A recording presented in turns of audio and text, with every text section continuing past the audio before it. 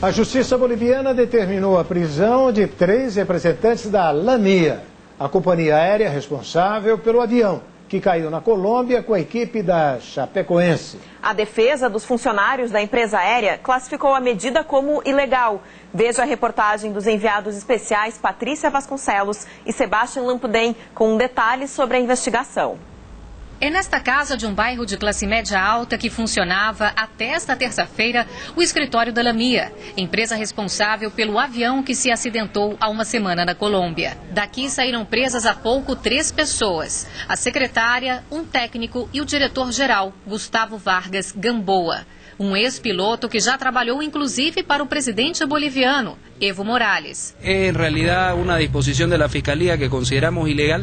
Esta prisão é ilegal. Não podem responsabilizar o representante legal de uma empresa por um erro de um funcionário, disse ao SBT o advogado Walter Soares.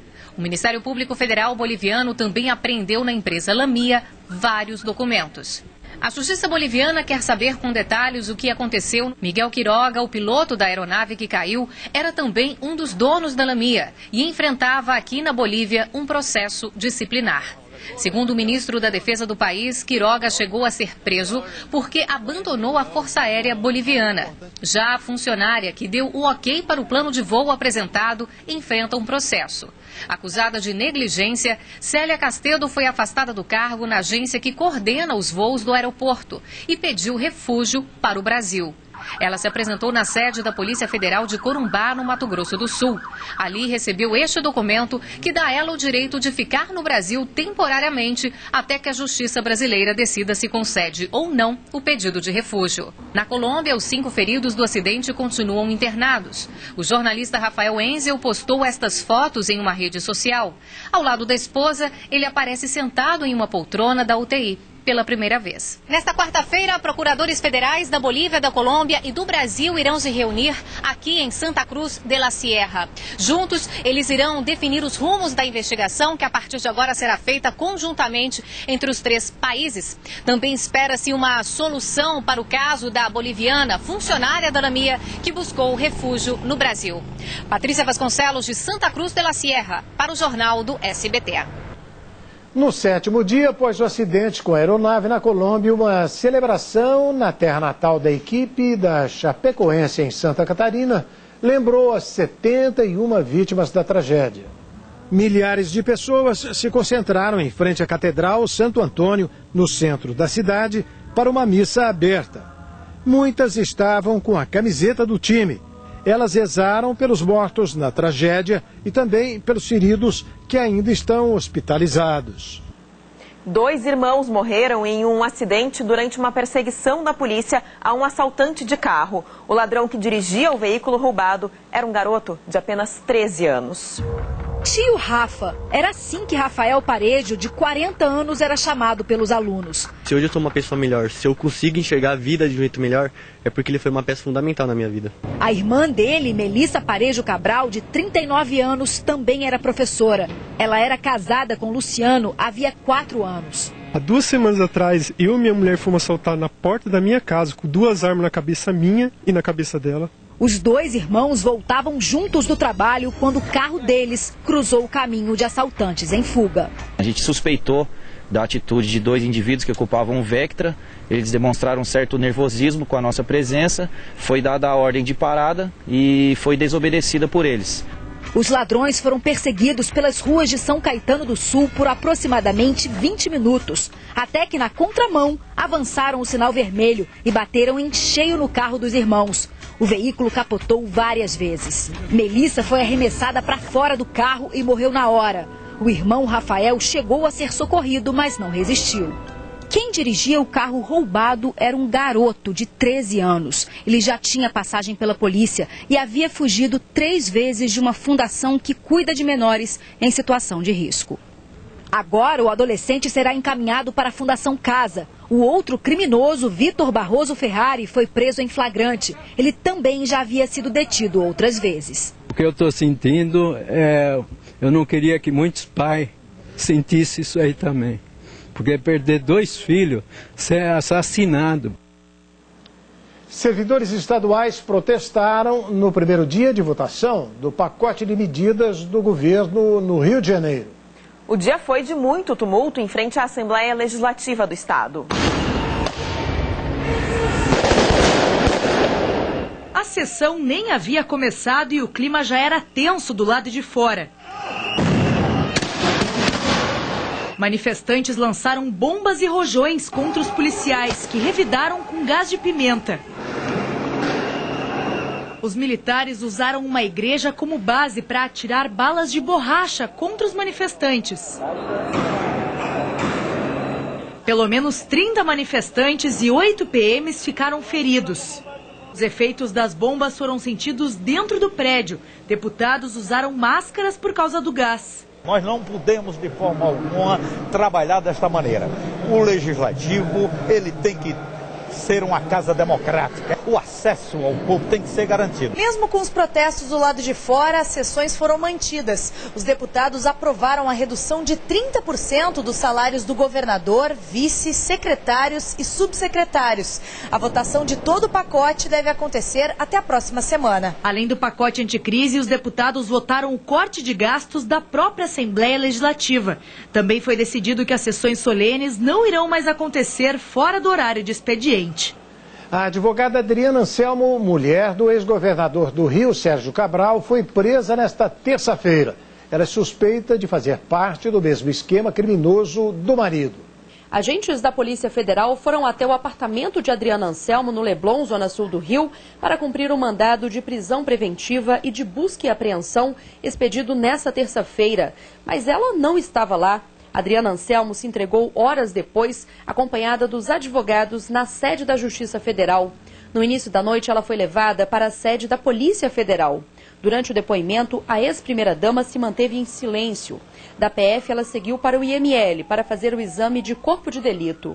A ex-primeira-dama foi presa 19 dias depois do marido, Sérgio Cabral.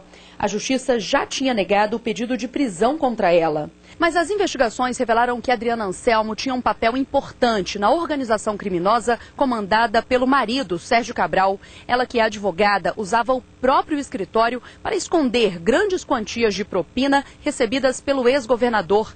Ainda fortes evidências de que a prática de lavagem de dinheiro continuou, mesmo depois da prisão de Cabral. Adriana também teria comprado dezenas de joias com dinheiro ilícito.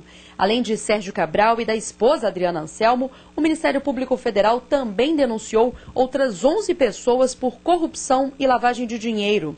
Os crimes teriam sido cometidos a partir de 2007, com desvio de recursos federais para obras no estado do Rio.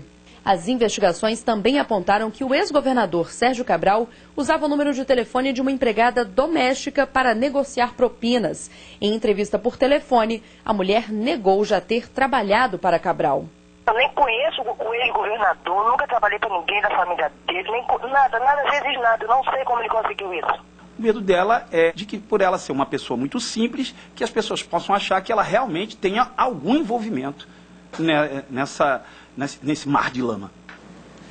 A mesa diretora do Senado anunciou que não vai cumprir a decisão do ministro Marco Aurélio do Supremo Tribunal Federal, que determinou o afastamento de Renan Calheiros da presidência da Casa. A medida foi interpretada como uma afronta à justiça e abriu uma crise institucional entre os poderes. Marco Aurélio, ministro do Supremo, determina o afastamento de Renan Calheiros da presidência do Senado.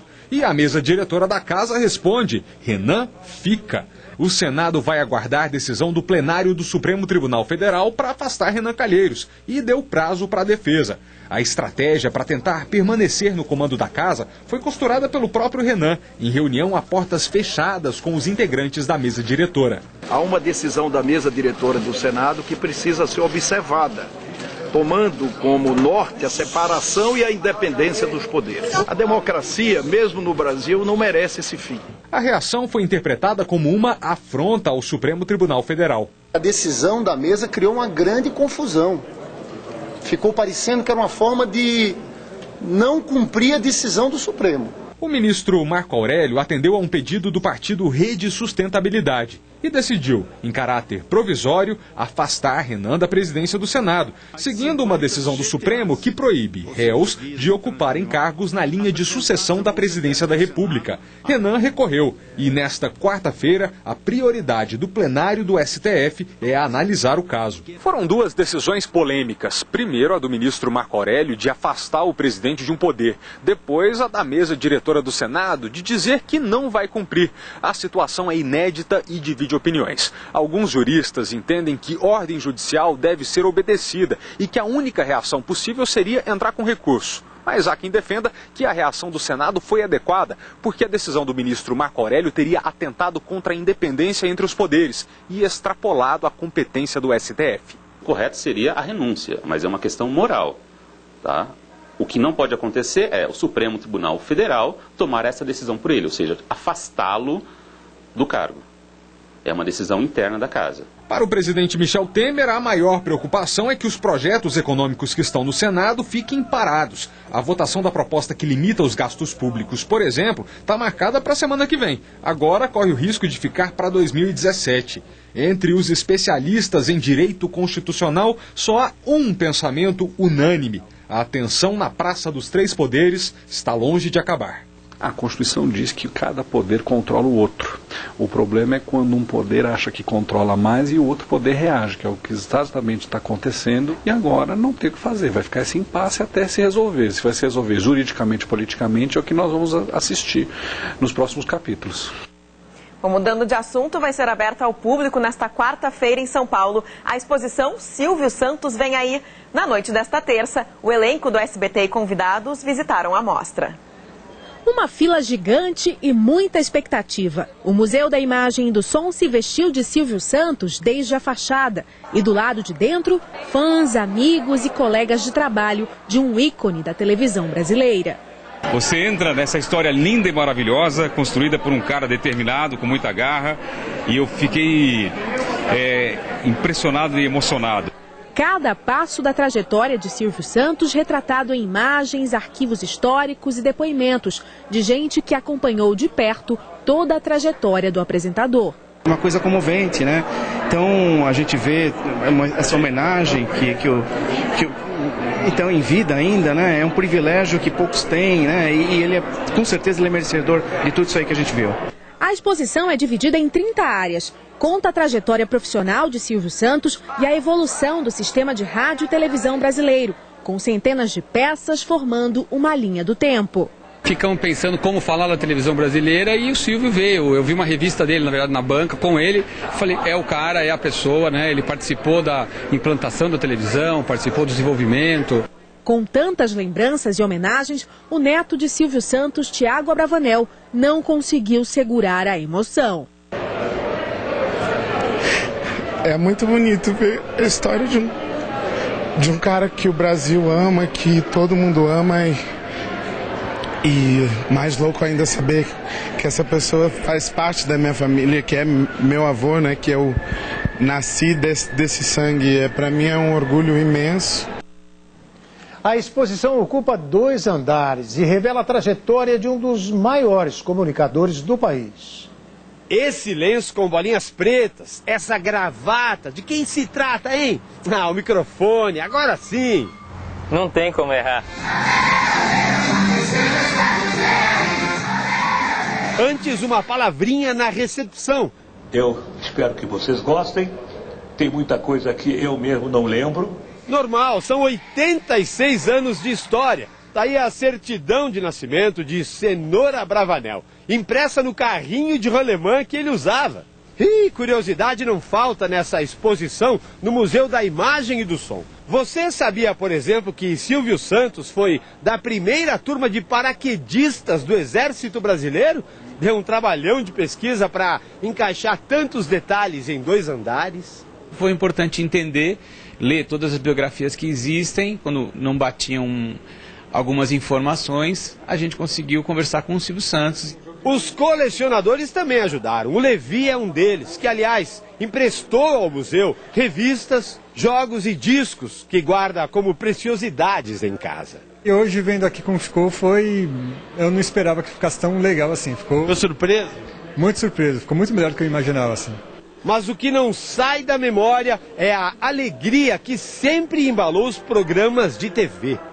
O legal é que boa parte dessa exposição é interativa. Aqui, ó, qual é a música? Lembra desse programa? Bem legal, né? Era pra gente adivinhar de quem era a voz. Aqui, por exemplo, ó, anos 60. Essa voz. De quem é essa voz? Aí vinha a música. Quem sabe toca o sino. Não lembro de quem é essa voz, mas vou tocar igual, né? Hoje pode. A ansiedade dos números, a espera pelo ganhei. É um passeio saboroso. E esse aqui, hein? O Roletrando. Vamos ver no que vai dar.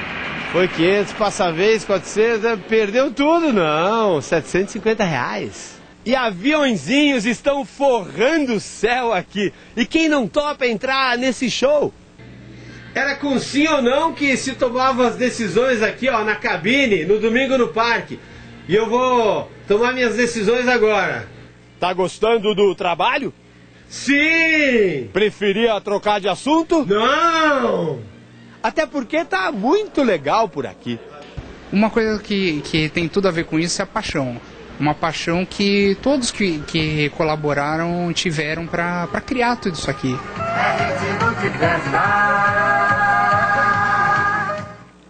Bela homenagem, né? Mais que merecida. E o Grêmio Oscar da Música divulgou nesta terça-feira a lista dos indicados ao prêmio. A cantora Beyoncé está no topo. A americana foi indicada em 9 categorias, incluindo a de álbum do ano por Lemonade. As cantoras Rihanna, Adele e o astro pop Justin Bieber também estão entre os concorrentes. O Brasil está representado pelas indicações do grupo Trio da Paz e de Caetano Veloso e Gilberto Gil. A cerimônia do Grammy será realizada em fevereiro do ano que vem, em Los Angeles. Eu organizo o movimento, eu oriento o carnaval. A seguir, levantamento mostra que quase 5.000 refugiados morreram durante a travessia no Mediterrâneo este ano. Aumento no preço da gasolina e do diesel já é repassado ao consumidor. E os detalhes da polêmica proposta de reforma da Previdência, já no Jornal do SBT.